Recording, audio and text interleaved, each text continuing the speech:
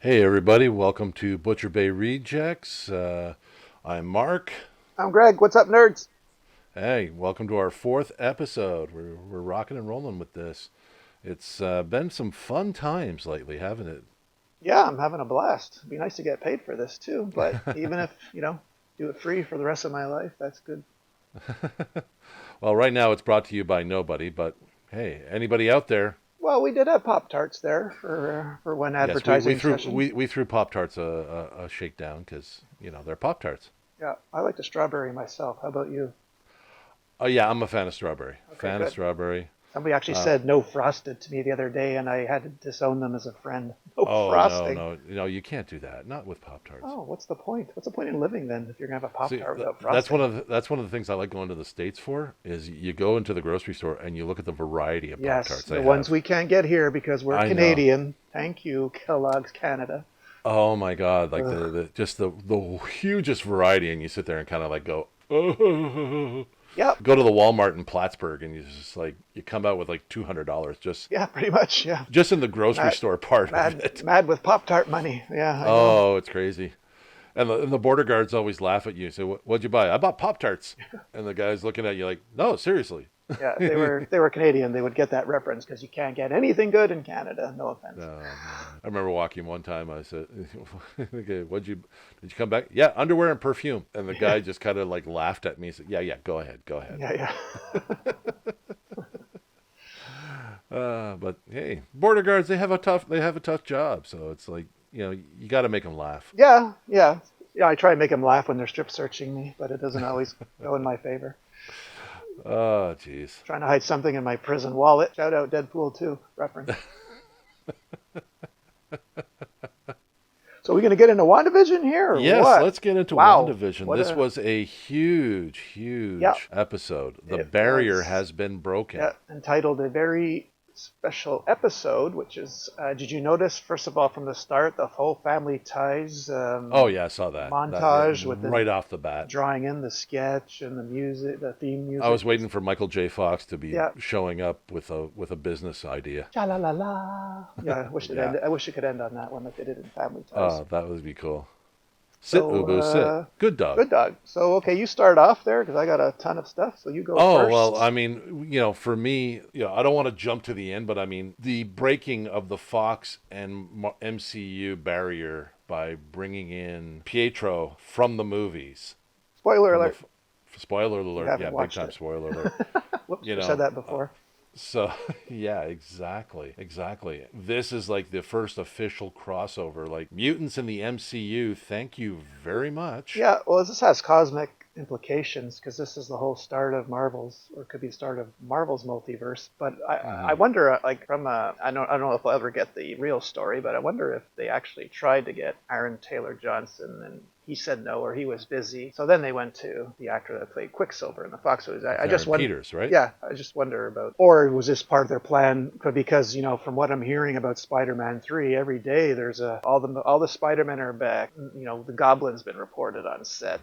Doctor Octopus, Alfred Molina, every actor that's been associated is. So I'm Jeez. wondering if this was by design then that they wanted Aaron Peters to Throughout the whole episode, especially like when the dog died, and they said, "I can't bring Sparky, back the dead," R.I.P. right? Sparky. Yeah, I can't bring back the dead. So she can't bring back Pietro, who died at Ultron's hands, but maybe her subconscious pulled Pietro from the other dimension. yes, but then the other flip side of the coin is that everyone is saying maybe Wanda is not in control. Maybe it's Mephisto because people, believe it or not, analyzed Quicksilver's entrance and actually found, and I tried to find it myself, but my thumb wasn't quick on the pause button, but there's a shot where he's in the doorway and you can see his reflection in the mirror, and everyone's focusing on his hand, saying his hand is clearly red in the mirror.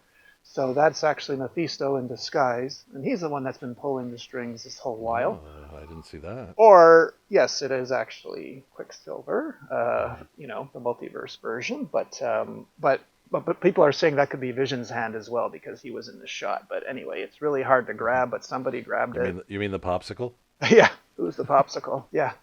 So again, yeah, it could this could be Wanda doing everything, or she's being controlled by Mephisto because, I mean, don't forget in the comics, her babies, her twins were made from shards of Mephisto.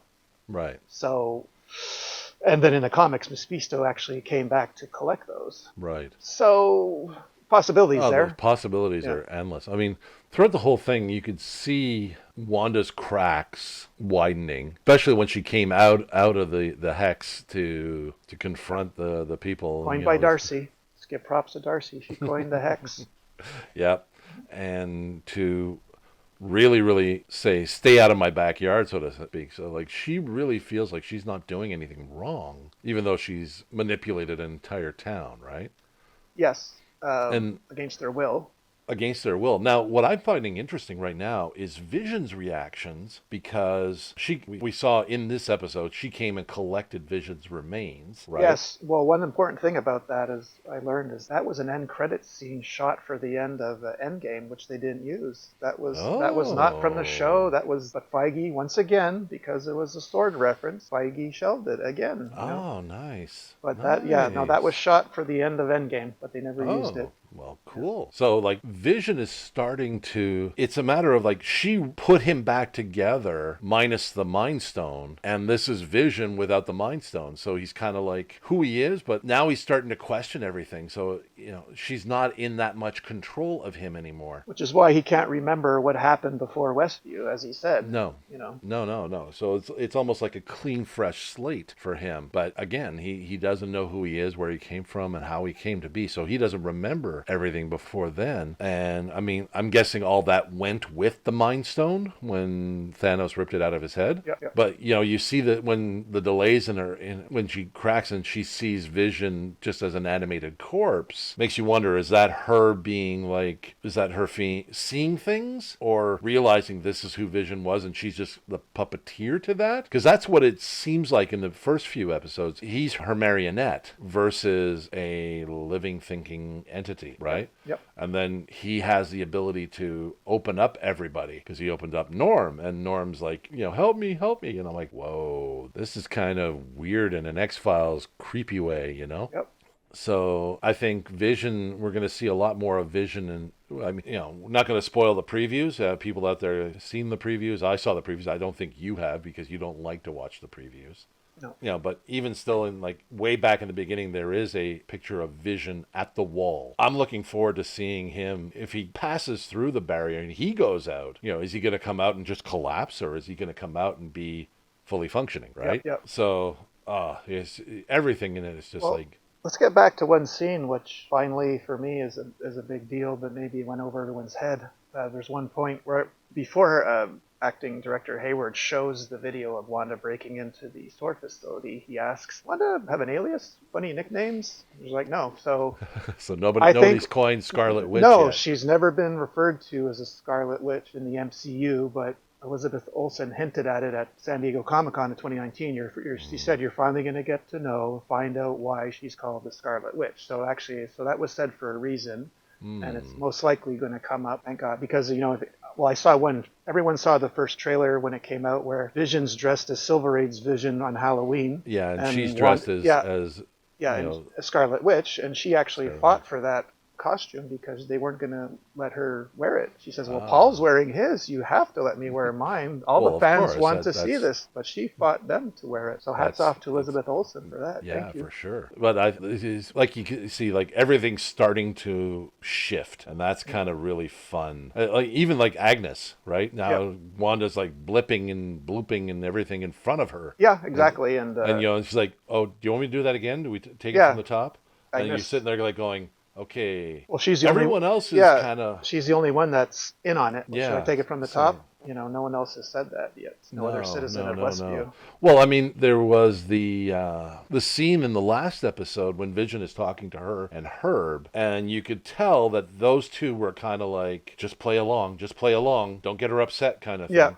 Yeah. So it's really, really an interesting dynamic to watch, because you don't know if she's, like you said, if she's in on it, because, I mean, she's asking for, you know, do you want me to take another take? And then she's playing along, and she's all very, very, very, where's your booze? Yeah. So it's like, I'm totally invested. I'm totally invested. All right, let's get to the scene where Rambo talks about an aerospace engineer. This was before they sent in the 80 style drone. So there could be one of three. I did a deep dive. I hate that expression. I did a deep dive on this. The most obvious is Reed Richards, yes, because they've already mentioned the astronaut training program and there were some issues with it. But it could also be a guy I never heard of, Adam Brashear, who played Blue Marvel. He only came out in 2008, this character, but he was retconned all the way back to the 60s because they have him in the Vietnam War, and he has a PhD in electrical engineering and theoretical physics. And also Riri Williams played Ironheart, one of the smartest characters in the MCU. Again, she only came in being in like March 2016 in the comics. So, she made her own prototype Iron Man suit. So, but my money's on Reed Richards because MCU is going to reboot the Fantastic Four franchise, so it would make sense that they go with Reed Richards. Yeah, it's just, and let's hope it's John Krasinski. Right. Yeah, that would be good. Yeah, because they've already in the comics. I don't know if you noticed, the new Reed Richards actually looks like John Krasinski in the comics, so that can't be an accident. It's his likeness. If you just Google a photo of the new Reed Richards, it looks just like. You mean the bearded look? Well, yeah, but it looks just like our buddy Jim from The Office. Come on, guys. Well, I think that they had a bearded Reed Richards a while ago when they redid Civil War and true, but he never looked Doom like took an actor. over. He never looked like an actor. I mean, it's been reported that John Krasinski was interested in that role. Nothing ever came about it, but then suddenly in the comics they're using his likeness. So I don't know what that means. These days, you never know what's going to happen because artists will do that. Artists will, they'll see something in the news and whatnot, and they'll take inspiration from. We know the writers take inspiration from all the events that are going on in the real world and so on and so forth. But artists will sometimes take that inspiration. And so, maybe they said, John Krasinski's interested in this. Okay, let's see what it looks like and do a sketch out. And it's like, nice. All right. I mean, how many people at Comic-Con ask, "Can you make me look like Green Lantern?" Yeah. Make me look like the Hulk. But no, I think this is definitely building up to something larger, something grander, and it's going to really be nice. It's going to be really a lot of fun. We got our commercial back. Legos Nigeria. Legos paper towels. Yes. For for when you make a mess, you didn't mean to. Yes. So that's a direct reference to Captain America: Civil War. Yep. When Wanda mistakenly kills 26 civilians by trying to contain the blast that Frank Grillo had 26 caused. Wakandans. Yes, exactly. So, which obviously is probably still eating her up inside. Well, yeah, it's definitely having an effect on her. It's everything that we see is an effect from her. She's obviously putting that out, and like. I'd like to talk about another thing because I almost wish I didn't look at the IMDb credits that day when we saw who Quicksilver was going to be in it. But in an interview with TV Line, a reporter asked her, "Are you guys is WandaVision going to have a Luke Skywalker moment, referencing the Mandalorian?" Yeah. And she said yes. So I think it could have been what we just saw. But I don't know if you noticed, but I watched it a second time. At one point, they're actually discussing the battle and how Darcy says, well, Wanda is clearly the strongest one of them all because she took on Thanos and he had to order an airstrike.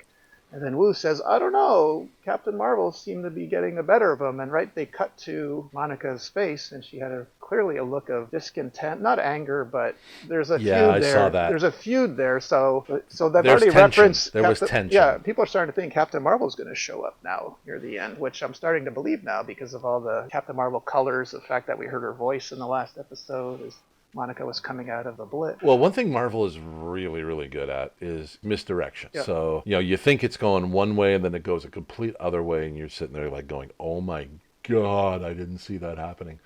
So the Pietro showing up is the misdirection. It's the, you think it's this, but, episode 9 and you're sitting there with your jaw on the floor going, they went there? Yeah, to actually bring in an actual superhero who had their own movie, that would be huge.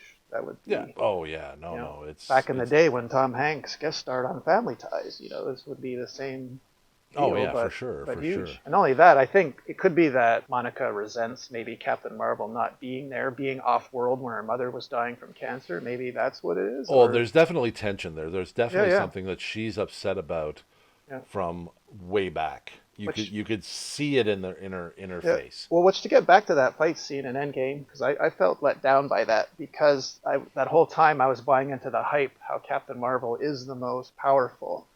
Like, Hmm. and I got kind of disappointed when she lost. Even though, after repeated viewings, I realized Thanos had to remove a stone from the gauntlet and punch her out with it.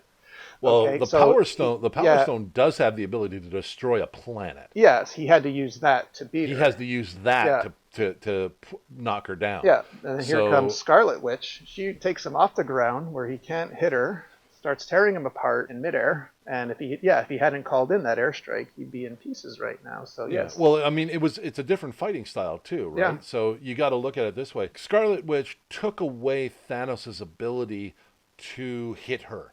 yeah, exactly. So that where Captain Marvel, it's all hands on, right? It's Yeah, up close and personal. It's punch it out. Whereas Scarlet with Wanda, she can completely manipulate him, get him off the ground. He's got no footing. He's got nothing. He can't grab anything. He can't use the gauntlet or anything. He's completely paralyzed, and at that point, extremely vulnerable. And I think that's one of the good things that they did with that is it's showing tactics, right? You can't just beat this guy into submission. You got to do something different. Raise him off the ground and crush him. Well, hey, that's. I mean, at one point in time, we were trying to wonder. They put Thanos on the ground. Why didn't you just drop Thor's hammer on him? yeah, exactly. Like seriously. Or why Thor didn't he? Thor dropped Yeah, the hammer on a dragon. The dragon went yeah. down and just couldn't get up. Or why didn't Thor aim for the head the first time? But anyway, we could go back Well, and yeah, forth you here. could digress with that, Yeah. but it just shows that there's a big thing. And I mean, when Captain Marvel showed up, that was a huge yay. Although I was hoping for Nova. Oh Honestly, I yeah, was hoping for Nova yeah. I've been waiting a long time for because Nova. Feige, put him in. the destruction of Xandar. You gotta think, oh my God, if the last Nova Corpsman, the one that was played by John C. Reilly, came to Earth and gave it to Richard Rider, and he went to the Nova world mine to understand what was thing, and then came back to Earth after because Thanos destroyed Xandar. Come on, that would have been such a great intro. It would have, my friend. It would have. You see that burst, and everybody thinks it's Captain Marvel because of the energy field, and then crash and boom, and the next thing you know, it's just Nova. And he's like, Thanos, I got a bone to pick with you. Who are you? Kind of thing. Oh, it would be, that would have been great. But Nova is getting his own movie. Yes. That has been confirmed. So Yeah, I'm can't wait. tie it all together, Guardians of the Galaxy style. So if we can shift from WandaVision to events that happened this past week, because you mentioned Yep. Thor, so I'd like to say that last week the first set photos from Thor: Love and Thunder appeared. Ooh. Yeah, Chris Pratt and Chris Hemsworth were caught on camera filming in Sydney's Centennial Park. Full costume, so those are online if you want to check them out. Is Thor still tubby? No, no, no. He's got his long hair back. He looks like he's wearing a sleeveless red leather vest. I don't know. Maybe that. Star Lord's in his full costume, but I'm not Well, quite sure.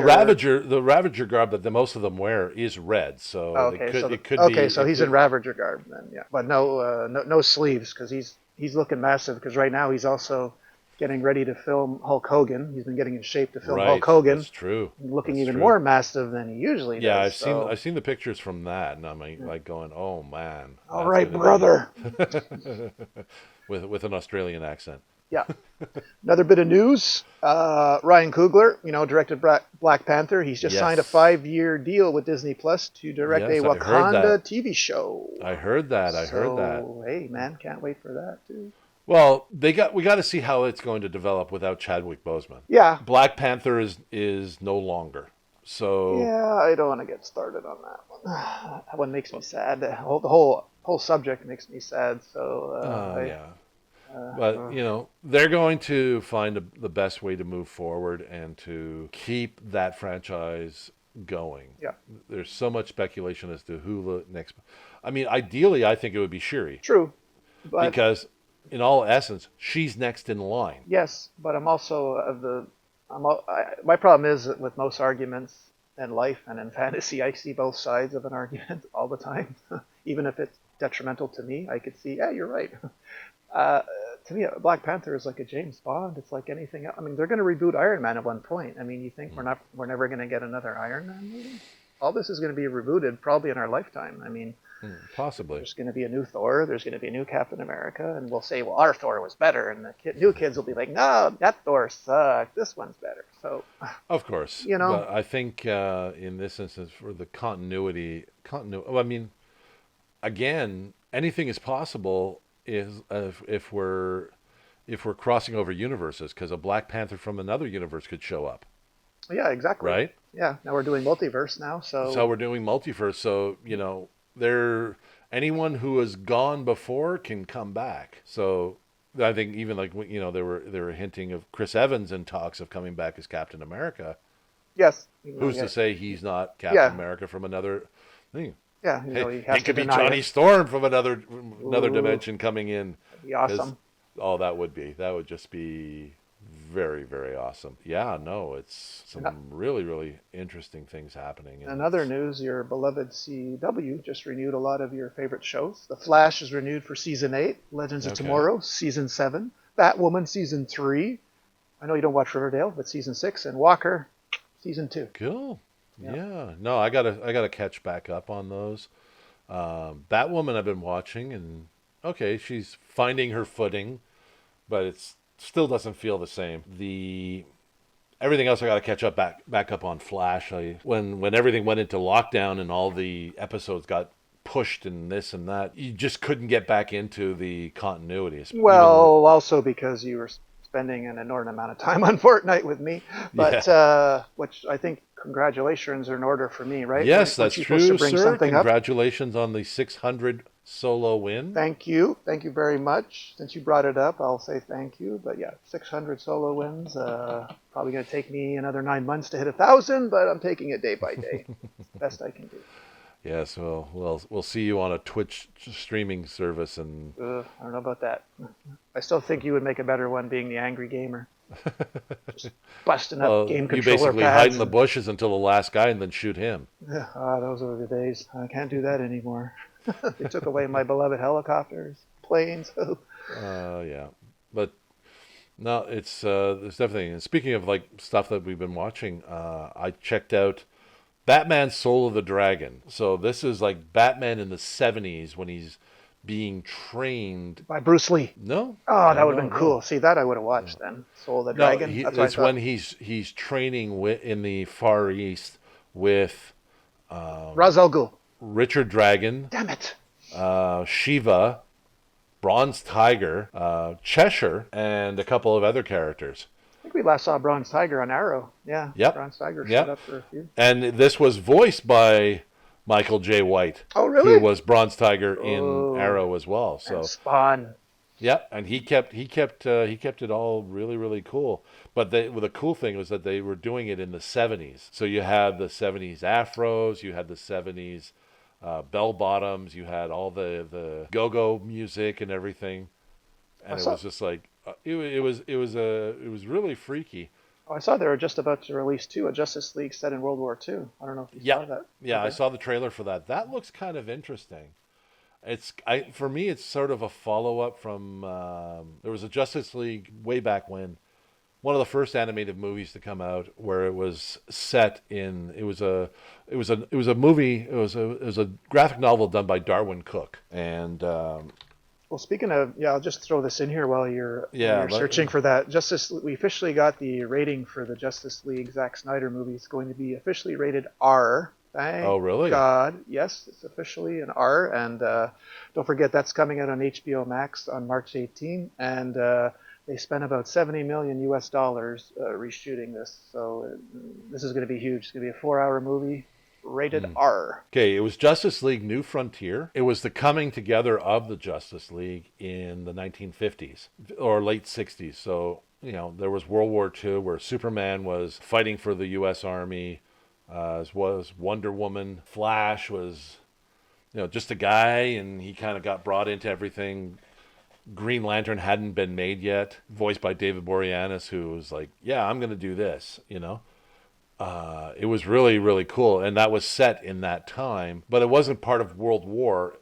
Like, Actually, no, it was more the Vietnam War. That's right. They depicted the Vietnam War. Anyway, it was fighting aliens, but in that time, and they all had those older costumes. It was their older, I guess, Golden Age. Was Okay. Golden Age looks. Yeah, but the World War II definitely has that kind of feel to it. But they, when they modern day Flash comes in, so it's sort of like a Flashpoint kind of thing, which is kind of interesting. But one thing I'm noticing with the DC animated movies, and it came very much evident here in Soul of the Dragon, they're really pushing the ratings on this because there's beheadings, there's death, there's swearing, Sounds like Game of Thrones. almost like minus the nudity. It's pretty much. I mean, and they've pushed that a little bit in some of the Suicide Squad movies where they actually have a scene where Deadshot is doing Harley Quinn. Oh boy. Yeah, yeah, yeah. So, and just to show the darkness of some of these scenes, like one of the scenes you see like the head of the Cobra cult just finishing up with a hooker. He gets some information, he sends her off out through a back door, which turns out to be a cage of which he releases cobras into there to kill her. Okay. And All he right. sits and watches. Oh boy. So, you got to sit there going, they're really tapping into the darkness of all of what these comics are. Like this isn't Teen Titans Go, This isn't like little Annie and Andy are going to sit there and go, "Oh, a Batman movie, let me watch." And yeah, no, you're not going to do that. Speaking of the darkness, Netflix is coming out with its own Pacific Rim series called Pacific Rim: The Black. A Yes, new I saw anime that. coming out on March 4th. It's basically about two siblings find an abandoned Jaeger pilot in a desolate Oh, yeah? Australia, because I saw Australia's I been saw the trailer, overrun. but the trailer really went quick. Yeah, Australia's being overrun by kaiju, and these two siblings, brother and sister, find a I Jaeger always loved pilot. that series. I thought that was a great. Well, I'm great a big fan of the first movie there. Yeah. Go Gypsy Danger. Even the second one, I liked. It wasn't as intense as the first one, but it did have something. Yeah, well, I might check it out, even though it's anime. That's coming out March 4. Another news: the Golden Globes were just announced Yeah. on February 3rd. Now, up for Best TV Series Drama is The Mandalorian. So Of we're all course. going to be pulling on that. And I want to mention one second nomination. I know you haven't watched the show yet. I think you said you were planning to, but Anya Taylor-Joy, who we just saw New Mutants playing Magic, is nominated twice for Best Actress for Emma and Best Limited Series for The Queen's Gambit. If people listening have not seen The Queen's Gambit yet or are on the fence about it, just please watch it. She's a revelation. She's going to win the Emmy. Not only will she get nominated for the Emmy, but she will win the Emmy. I said it right here, or I'll See, that's just it. do I something. watched the first couple of episodes. I was bored. No, Like, I know, really- I know, no, I know it's not for you. That's why I didn't push it or issue I mean, a challenge her for it. portrayal was interesting and her character was interesting. Oh, she's phenomenal. But really, the whole storyline just really didn't appeal to Oh me. no, no, that's why I'm not like, issuing I'm not issuing a challenge for that. I know your wheelhouse or what's good for you in your wheelhouse. Some more Marvel news. They just officially announced the screenwriter for Blade. With Mahershala yeah? Ali. It's going to be Stacey Osei Kuffour, who wrote for HBO's Watchmen, and she's going to be, is the first black woman to write a Marvel movie. Nice. No director attached yet, but at least we have a screenwriter. But this is going to be a the screenwriter that will pull off a good story because Yeah. Watchmen was incredible. The Yeah. TV show was incredible. and Blade's going to be the start of the MCU's Phase 5. I really hope they start Reboot. building the Midnight Suns storyline. I'm sure as a screenwriter, yeah, she's looking at everything. Even Because, the, that includes Blade, it includes Morbius, it includes Ghost Rider, it includes You know- Doctor Strange, you know what I just found out about? I thought I Hannibal knew. King. I thought I knew everything about 1998's Blade. I love that movie. I know you love that movie. The director, Stephen Norrington, actually shot a scene where he played Michael Morbius, and they didn't use it. I had no idea really? they even shot that. You kidding me?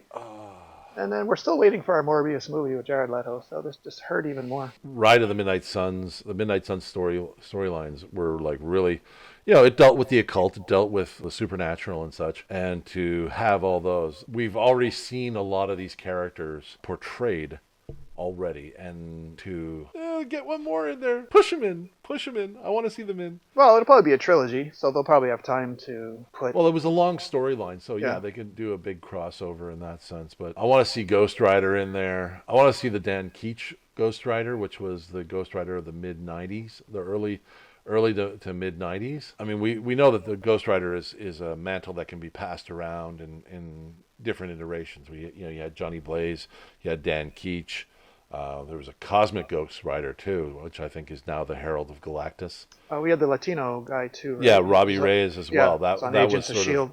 So that also was in the comic books as well. Each of them had I think it was a different demon. They were all spirits of vengeance and justice. So yeah, they've never explored the Dan Keach one. So that would be kind of really fun to deep dive in and bring that about. Because I mean, we've seen Johnny Blaze, with Nicolas Cage. Having him come in, yeah, okay. For nostalgia reasons, it would be fun. It really would. But to play the whole Dan Keach aspect, like a late teen to early 20s play Ghost Rider, how do you deal with that, right? So that would be really, really fun. And I mean, they've already got Morbius. They've already got Blade.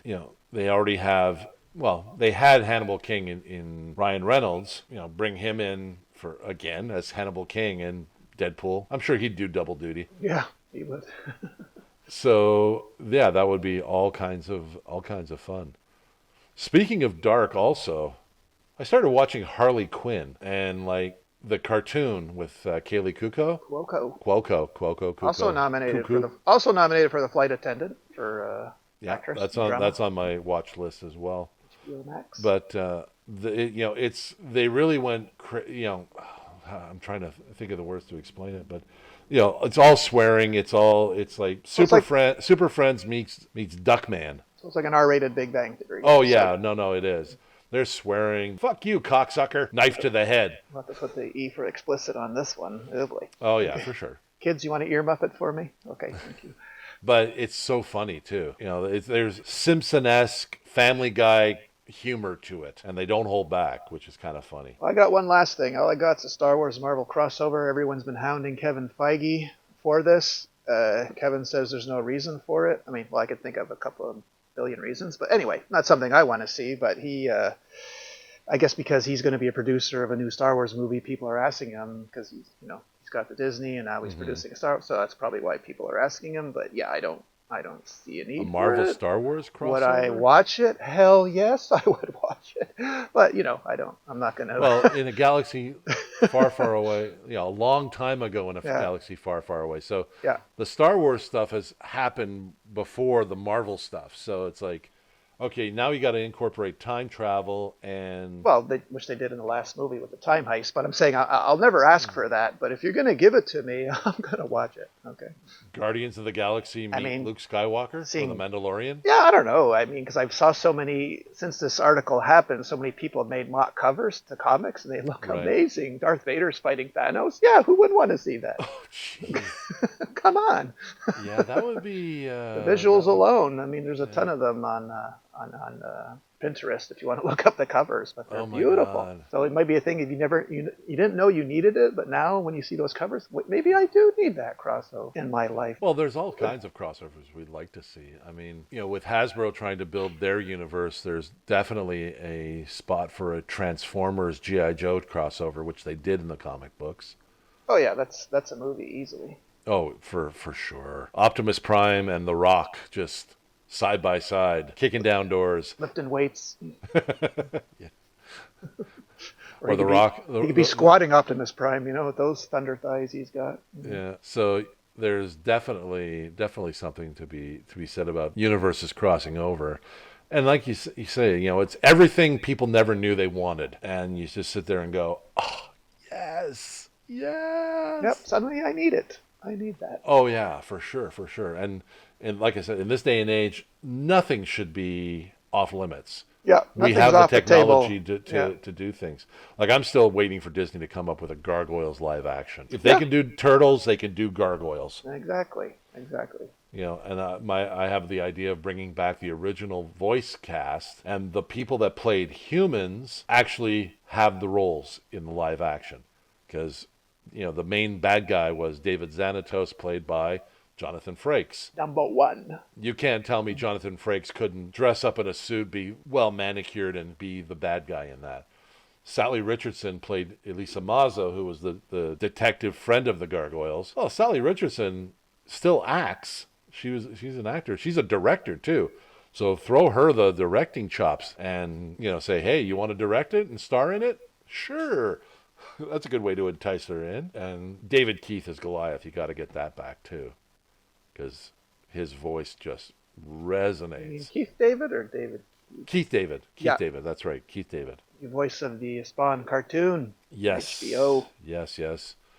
Maybe they live. Another Wanda in there too, huh? Two Wandas in one show. So like there could be a lot of fun. The imagination must run wild, and I can just imagine what they have on. They got a big wall, and they just throw darts at what they're gonna do next. Like what's next on the thing? Let's go for blindfold, throw the dart. Yeah, we're gonna do that. We're gonna cross over these two, throw 2 darts, whatever it hits. There you go. But oh yeah, no, it's definitely. So much fun that could be had. I just don't think my guess is they don't have all the resources to do everything that they could do. True. Because otherwise, you're gonna have crews working round the clock. So. Well, should we wrap up this episode or what? Yes, I think so. We've covered a lot of stuff and a lot of good stuff too. There's a lot of stuff to chew on, which is great. Love talking about this stuff and do some deep diving into there. So I'm just geared for it. Spend the rest of the week watching all the new stuff. And yes, don't worry, Donnie Darko's still on my plate. Marc has one more week to watch Donnie Darko or incurs a penalty. I still want you to watch Transformers, even though you refuse to watch it. I can't. No, I have a problem with cartoons. I can only watch the Flintstones, the Simpsons, and Bugs Bunny, and that's about it. I might try the anime Pacific Rim, though. I might give that a shot. Okay. But it's hard. My favorite movie, Transformers. Transformers the movie, the 1986 animated version. Anyone out there going, really? The live one was shit. But no, this was the animated one where first time you see 80s cartoon icons get blown away. That was like the whole thing. Like everyone was like freaked out about. One of the opening scenes, you see Ratchet, Ironhide, Prowl, and Brawn just get blown away and die, and you're sitting there going, they're not supposed to die. In the cartoon on the TV show, you see them get hit with everything and they still get up, right? And then you see this in the movie, and one shot to the chest and done. And you're like, okay, this is different. But then again, they did that so they can clear out the toy line and bring in new toys, which was the big thing of the 80s, is that yes, the plastic toys. All the cartoons supported a toy line. Yeah, basically, they made the toy, and someone said, "Okay, now go make the movie." Yeah, exactly. That's exactly what they did. That's how we got Megaforce. Megaforce, the movie. They made the toys. Hey, we forgot to make the movie. Okay. Yeah. They rushed together Megaforce. Yeah. Well, yeah. Well, what was it? The show, the Toys That Made Us. Yes, Netflix. Yeah, and you watch that, and like they put together like the G.I. Joe movie, the TV series, like on the fly. I think the Transformers as well. It was just like, yeah, okay, here we go. Well, if we don't stop now, we're going to talk about toys for another hour. So you better wrap this up, buddy. Yeah. All right. Thank you guys for listening. We've been having fun. We hope you've enjoyed our little ramblings. I'm Marc. I'm Greg. Bye, nerds. This has been Butcher Bay Rejects. We'll catch you next week. Have a good one.